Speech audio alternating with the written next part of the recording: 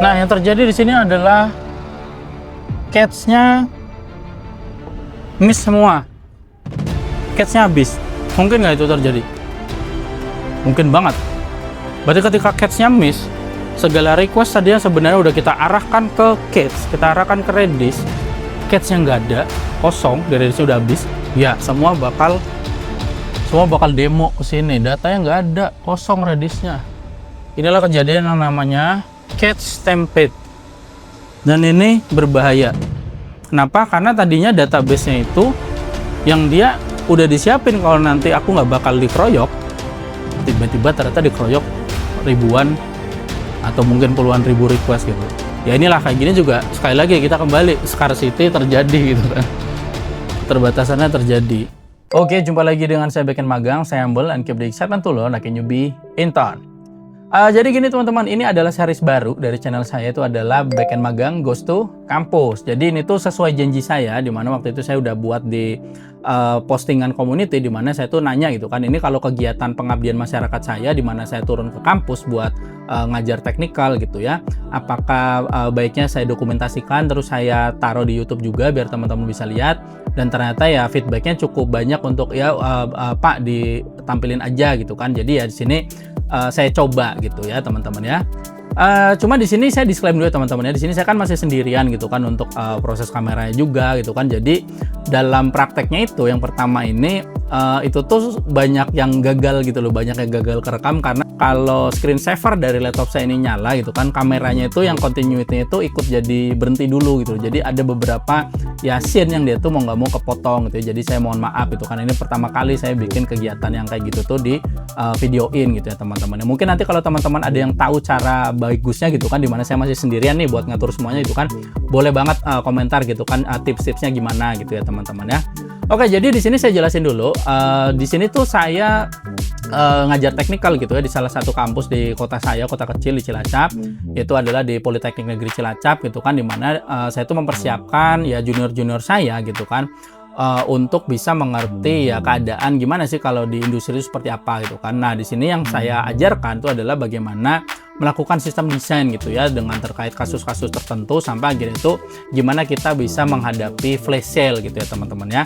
Nah, di sini tuh adalah salah satu apa ya bilangnya itu, salah satu prakteknya gitu loh, dalam flash sale tuh kita harus ngapain aja gitu kan. Nah, di video ini yang saya fokuskan di pertemuan yang kemarin itu, dan itu adalah sebenarnya pertemuan keempat ya teman-teman ya. Jadi udah 3 minggu sebelumnya, ini yang baru saya buat videonya. Jadi di pertemuan yang keempat ini itu tuh saya menjelaskan bagaimana sih caching data itu yang benar hingga munculnya masalah cache stampede gitu ya teman-teman, dan juga gimana cara menghadapinya. Jadi kira-kira itu yang saya bahas di pengajaran saya di Goes to Campus ini di episode kali ini. Jadi gimana pembahasannya, simak video sampai habis, dan biar gak banyak cincong, kita langsung aja let's get it on. Please like, share, comment, and subscribe.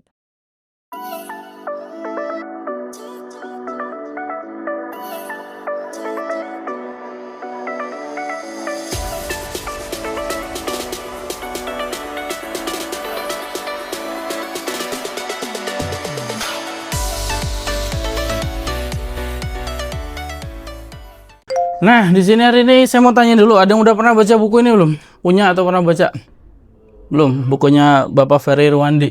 Oke, jadi gini teman-teman, di sini kenapa tak bawain buku ini? Siapa tahu nanti ada yang mau baca. Ini kan di sini dia jelasin ekonomi ya, si Bapak Ferry Irwandi ini ya. Terutama yang saya highlight untuk kita hari ini itu adalah masalah scarcity. Scarcity itu gampangannya apa nih? Keterbatasan lah. Nah, jadi kalau di ekonomi itu kan gampangannya ya ngebahas tentang bagaimana kita mengelola keterbatasan gitu kan. Sistem desain itu juga sama. Kenapa saya ngomongin scarcity? Supaya nanti fundamentalnya kalian ketika kalian itu ya udah di lapangan nanti ya, ataupun paling tidak menghadapi user interview, terutama sistem desain interview, kalian ngerti kalau ada scarcity juga dalam software engineering. Minimal apa? Ada yang mau coba jawab dulu nggak? Apa sih keterbatasan yang ada dalam sebuah sistem? Apa yang terbatas? Ini Mas Sofyan harusnya bisa jawab. Dari kemarin kita udah bahas. Apa aja kira-kira bisa terbatas? Ya, source. Source itu apa aja misalnya? Ya, CPU komputasinya bisa terbatas gitu kan. RAM bisa terbatas. Database terbatas nggak? Apa aja yang terbatas dari database? Koneksi, betul, ya macam-macam lah. Intinya dalam software engineering kita juga tetap menghadapi namanya keterbatasan gitu loh. Jadi di hari ini kita bakal bahas kesalahan yang paling sering dilakukan sama junior software engineer, yaitu sesimpel salah satu untuk menghadapi flash sale kita harus bisa melakukan caching data. Oke, kita punya klien di sini, anggaplah satu aja dulu ya, mobile ya. Ketika flash sale berarti kan orang bakal ngehit aplikasinya kita banyak banget kan. Servernya kita bakal dibanjirin request di situ. Yang berarti nanti request-request itu diterusin ke database. Nah, dari ini berarti dari klien ini kita berarti udah bisa kasih gambaran akhirnya di sini ada sebuah database. Kalau ketika yang namanya e-commerce terutama lagi flash sale, lagi rame-ramenya orang beli, titik paling krusial itu apa sih? Ada yang punya ide? Nggak apa-apa, ungkapan saja. Jangan malu-malu, yang salah nggak dipukul. Check out paling krusial. Nah, berarti kan yang harus paling konsisten datanya, harus paling kena sama source of truth-nya, berarti masalah check out, masalah bayar-bayar lah paling nggak, gitu kan? Berarti yang nggak terlalu krusial apa nih? Get apa? Ya, produk. Berarti kan kita bisa taruh di sini, inilah ya. Ini produk service. Dimana produk service ini tentunya nanti bisa turunannya adalah dia bisa ngarah ke misalnya produk inventory ya.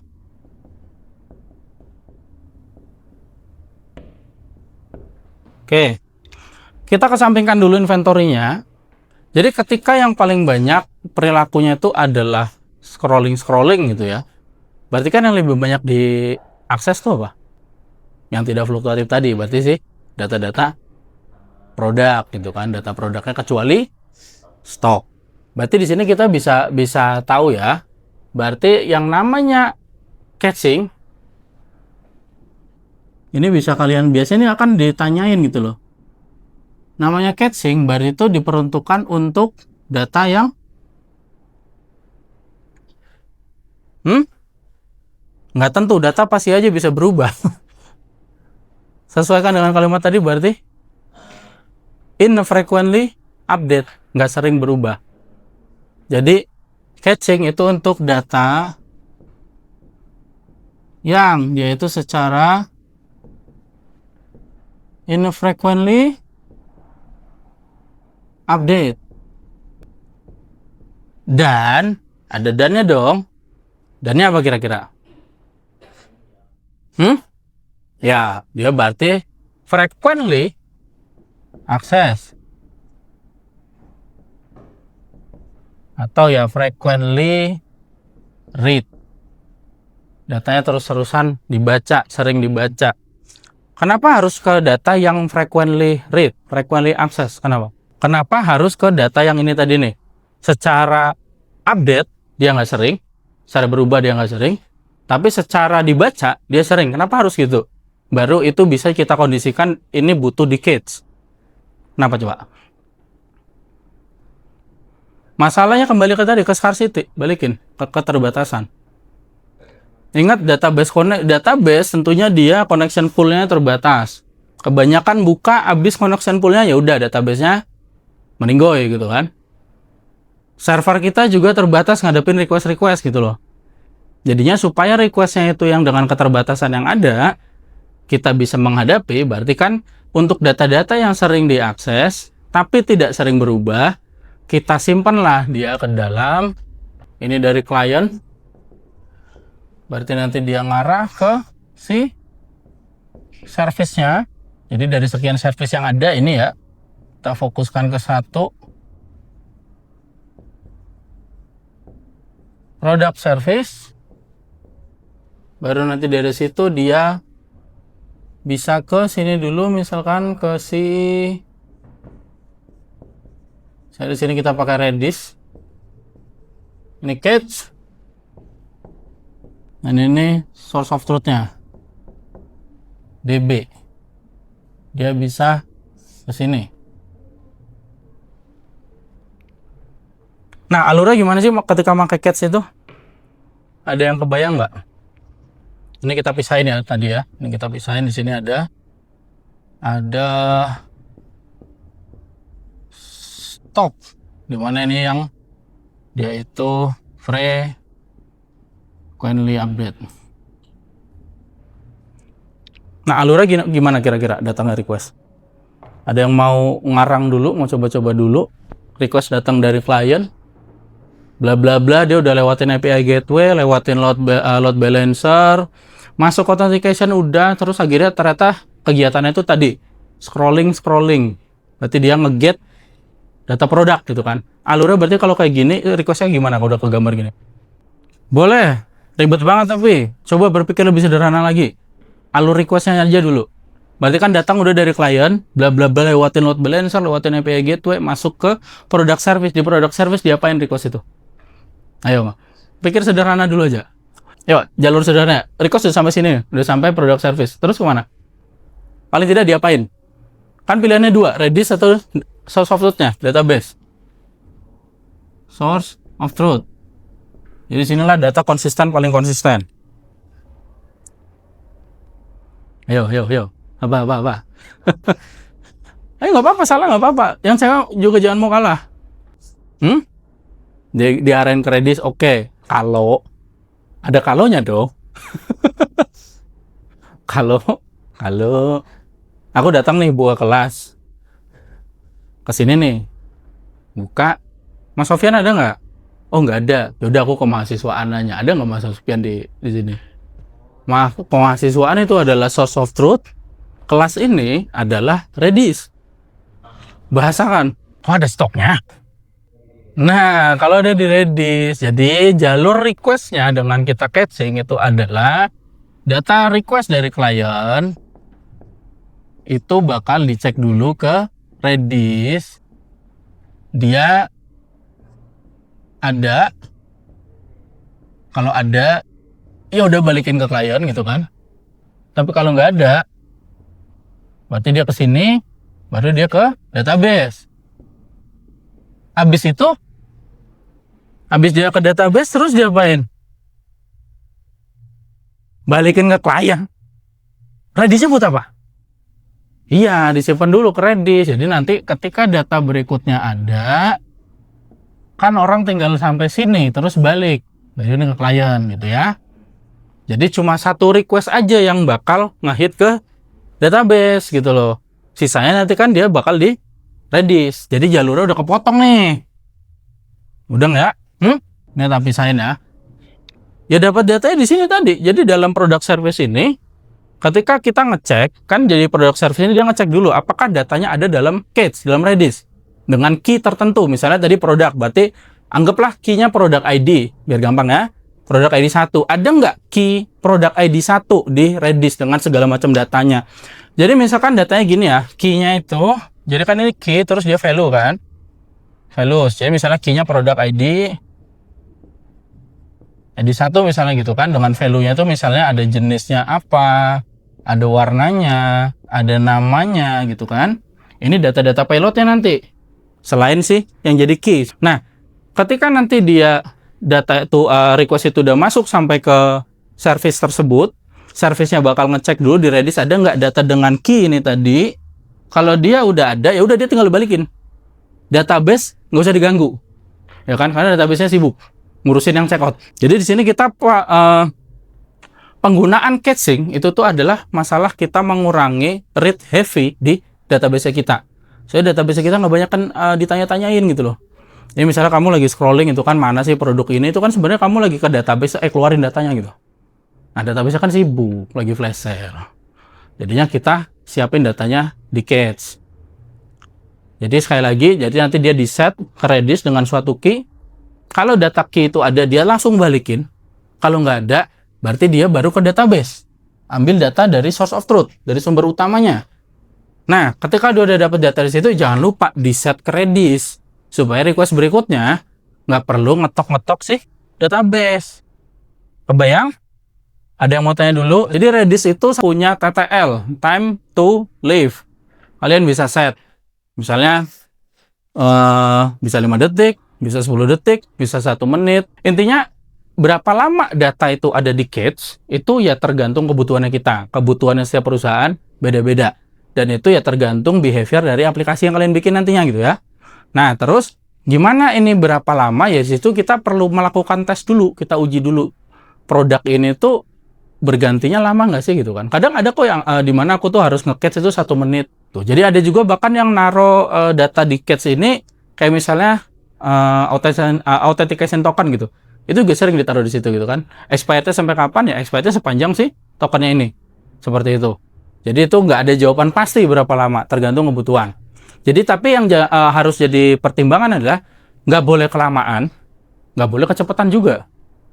Kalau kecepatan kenapa? Iya, dia akan terlalu cepat habis, waktunya di Redis, dia bakal nge-hit database. Nah, kalau kelamaan, jadi kalau udah kelamaan, siapa tahu di database sudah berubah. Jadi ini yang namanya stale cache. Itu istilahnya cache yang udah basi. Analoginya gini ya, ini masih zaman orang beli gorengan nggak sih kalian itu di usia segini? Masih ya? Beli gorengan itu yang sering terjadi gitu kan. Ini kan ibu-ibu goreng. Yang udah digoreng ada dong. Nah itu cache. Kalau masih hangat itu cache-nya masih hangat. Ya ibunya lagi goreng, nyiapin data yang baru. Nah, tentunya di sini nggak semuanya hangat. Lama-lama dingin. Yang udah dingin itu kita bisa bilang sebagai stale cache. Kita butuh yang lebih hangat misalnya seperti itu. Tapi ibarat stale cache-nya masih bisa dipakai, udah pakai aja gitu loh. Ini tadi dasarnya pengenalan untuk kita mainan cache itu seperti apa. Kan seperti tadi ya, harusnya dari sini kan udah pada tahu ya kalau data yang di database tentunya bisa aja berbeda sama Redis. Ya kalau aman sih sama-sama aja gitu ya. Tapi bisa banget dia berubah jadi berbeda gitu kan. Misalnya kalau di kasus ini, apa yang kira-kira paling mungkin berubah? Di luar stok ya. Dari data produk tadi kan ada nama, ada jenis barang, ada warnanya. Apa yang bisa banget tiba-tiba berubah? Ya, betul. Harga. Kamu siapa namanya? Saya lupa. Sorry? Ari. Si Ari punya data barang sama dia dirubah. Tadi 10.000 jadi 12.000. Apa yang harus dilakukan? Yang intinya, jangan sampai kalian lupa melakukan nanti ketika kerja. Betul. Update tadinya juga. Gimana caranya? Nah, berarti kan di sini siapanya tuh ini kan ada datang lagi ya request dari luar ya. Jadi dia masuk ke product service,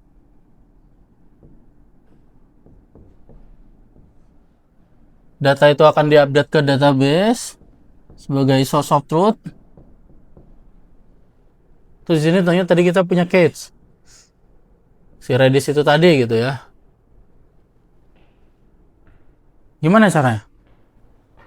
Atau paling tidak gimana alurnya?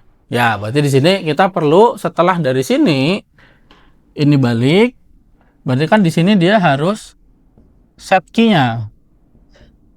Ya, key yang tadi kan di set ulang. Misalnya produk ID 1 tadi dengan harga sekian data di Redis. Kan di Redis itu bukan simpen key-nya doang ya. Kita simpen data yang pengen ditampilin, data yang dibutuhin. Kalau nggak gitu buat apa gitu kan? Jadi jangan lupa nanti ketika kita ada terjadi pembaruan ke data yang itu kita butuh datanya tuh nanti di cache. Kalau misalnya itu kita ngambil lewat cache gak apa-apa. Tapi kalau misalnya di cache, ya udah jangan lupa di update juga data yang di Redis-nya, di cache-nya gitu ya. Oke, sampai sini ada yang mau tanya dulu nggak? Nah, di sini kita udah taruh berarti tadi data-data yang diperlukan ketika kita flash sale ini, terus kita kesampingkan data-data yang nggak krusial buat checkout, yaitu tadi nama produk, jenis produk, segala macam gitu kan, supaya database kita yang jadi source of truth ini nggak dihajar sama request gitu kan, dengan cara kita taruh di cache. Kebayang kalian itu di cache ini apa aja yang disimpan gitu loh? Apakah satu produk doang? Apa banyak? Banyak dong. Cache-nya itu berarti kan bisa aja ada banyak kan. Ada banyak produk, ada banyak key dengan misalnya produk ID 1, produk ID 2, produk ID 3 gitu kan. Bayangin tiba-tiba semuanya TTL-nya habis. Jadi kita anggapkan seperti ini. Ini ada request 1, ada rec 2, ada rec 3, Rack 4 ya, kalau flash sale berarti mungkin bisa aja dalam semenit kita dapat 10.000 request per detik, bisa banget. Kita kesampingkan segala service, di sini anggap aja dia langsung ke Cage atau ke si Redis tadi. Seperti itu. Ini database utama. DB source of truth. Nah, yang terjadi di sini adalah cache-nya miss semua. Cache-nya habis. Mungkin nggak itu terjadi? Mungkin banget. Berarti ketika cache-nya miss, segala request tadi yang sebenarnya udah kita arahkan ke cache, kita arahkan ke Redis, cache-nya nggak ada, kosong, dari Redis udah habis, ya semua bakal demo ke sini. Datanya nggak ada, kosong Redisnya. Inilah kejadian yang namanya cache stampede. Dan ini berbahaya. Kenapa? Karena tadinya database-nya itu yang dia udah disiapin kalau nanti aku nggak bakal dikeroyok, tiba-tiba ternyata dikeroyok ribuan atau mungkin puluhan ribu request gitu. Ya inilah kayak gini juga, sekali lagi kita kembali, scarcity terjadi gitu kan. Keterbatasannya terjadi. Oke. Kita pakai tadi yang caranya dari Mas Sofyan dulu ya. Jadi itu juga salah satu cara yang biasanya saya lakukan dan orang-orang lakukan dan para software engineer lakukan, yaitu adalah kita bedain TTL-nya. Kita bedainnya pakai apa? Ada yang kebayang nggak? Jumlah request ribet banget. Yang simpel. Ya boleh angka acak kecil, namanya jitter. Ya, jadi kita misalkan gini ya, ini ada dari sekian cache gitu kan, kita taruh misalnya TTL-nya itu, anggaplah untuk produk itu udah disepakati dari meetingnya kita antar tim gitu kan. Oke, produk kita itu kita kasih TTL di Redis itu misalnya 2 menit gitu. Berarti misalnya ada produk ID 1, produk ID 2 segala macam itu kan kita kasih 2 menit, tapi jangan serta-merta semuanya 2 menit.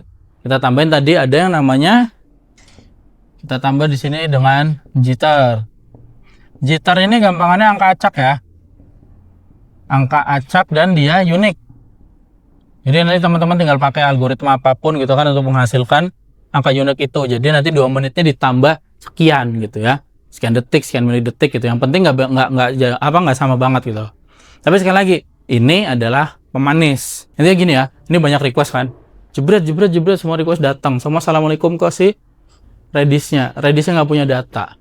Jadinya dia demo ke database utama. Kalau orang demo gitu, gimana kita memperlakukannya? Jadi gini, sekali lagi, software engineering itu sebenarnya kita yang masalah dunia nyata kita ada-adain dalam software gitu loh. Yang enak gimana sih kalau ini sekarang kalau aku ya, kalian ribut nih, mau demo ke saya. Daripada kita ngobrol semua nggak jelas, gimana kalau misalkan siapa dari tadi kesini terus, ini mbak itu aja nih, mbak yang pakai kerudung biru, siapa namanya? Kamu namanya siapa? Indah. Mbak Indah aja jadi perwakilan ngobrol sama saya ya. Bisa kan? Rinda. Rindang. Oke. Jadi misalnya Mbak Rindang nih jadi perwakilannya kalian gitu kan. Kan saya bisa aja Mbak Rindang mewakili teman-temannya ya. Kita ngobrol di kemahasiswaan misalnya seperti itu. Terus kan nanti yang lain dapat info yang sama. Efisien nggak? Yeah. Gimana di situ? Ya, betul. Secara kalimat seperti itu. Bisa coba, ayo lanjutin. Udah bagus. Secara teknisnya berarti gimana? Iya, nggak apa-apa. Tadi udah bener, caranya udah bener. Kita pakai yang sederhana dulu tadi. Jadi ketika ada request banyak seperti ini, cache-nya miss semua, supaya nggak semuanya itu demo ke database buat minta data. Berarti gampangannya di sini. Oke, jadi gini ya. Jadi kan tadi ini ada banyak ya. Tuh, 2, 3, 4, 5 gitu kan misalnya kan. Ini dia ngarah ke service-nya kita dulu kan. Terus ini dia ke cache.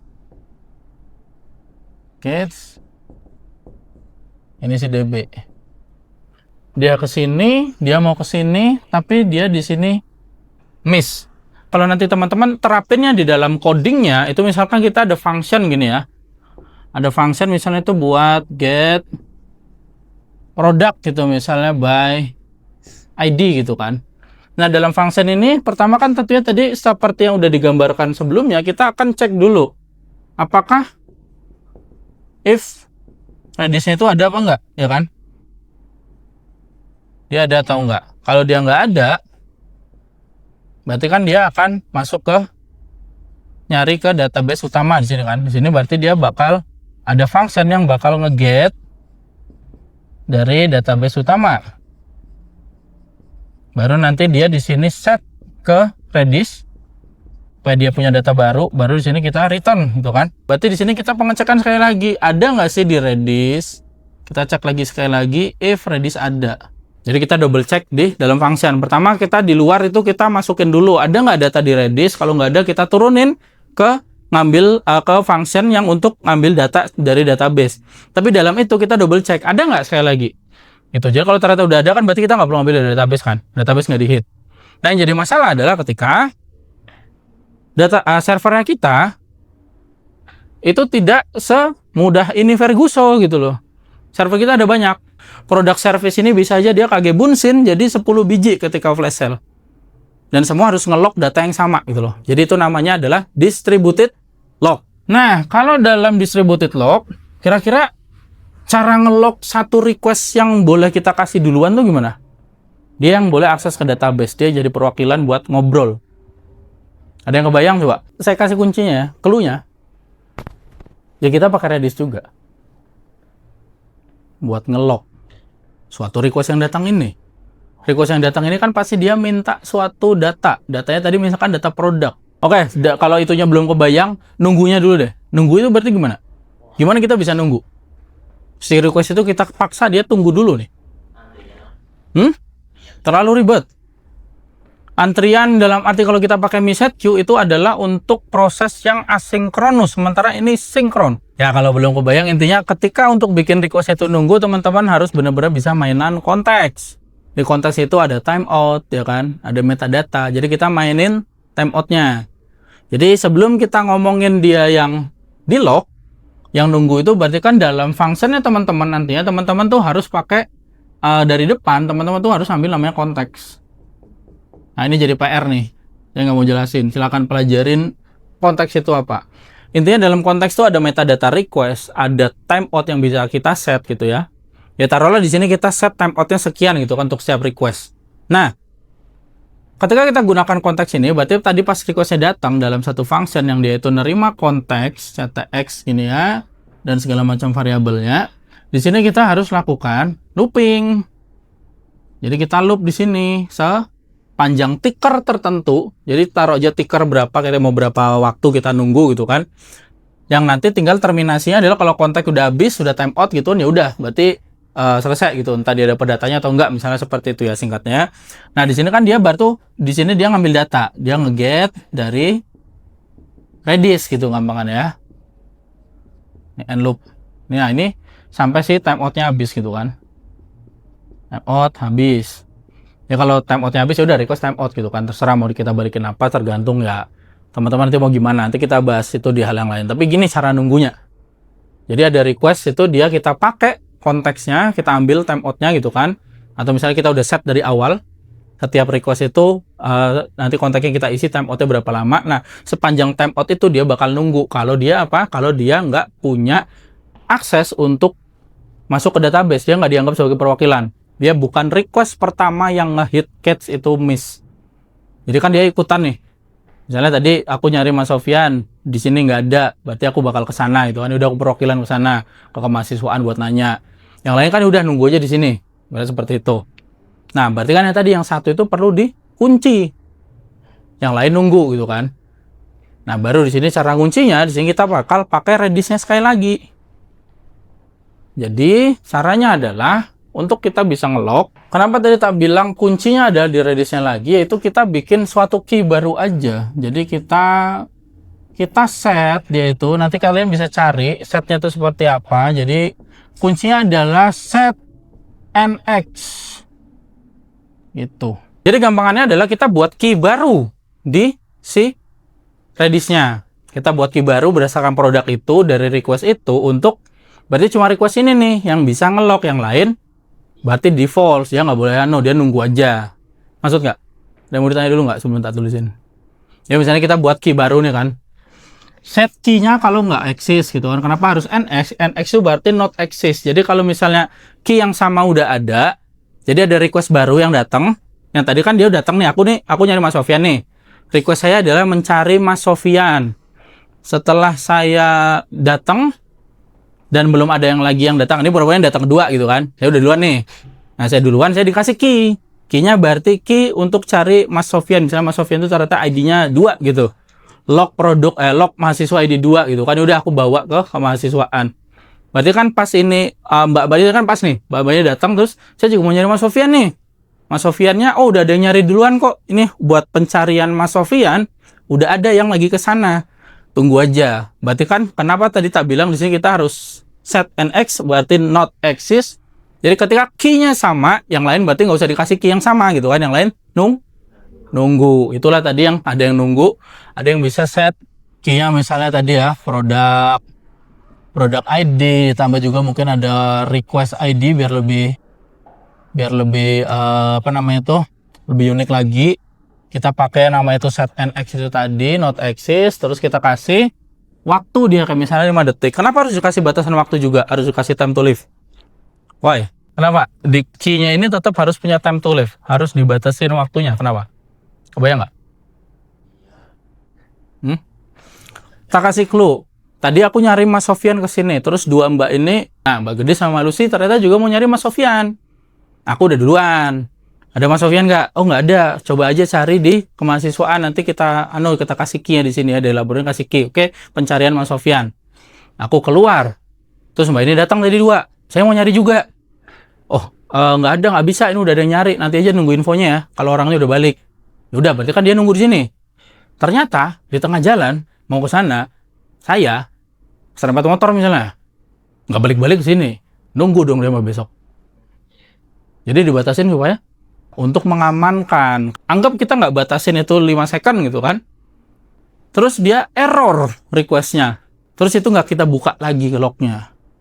Nggak kita batasin gitu kan. Berarti kan yang 2 ini nggak bisa dapat data gitu kan. Jadi ketika kita locking distributed log, jangan lupa kasih batas waktunya.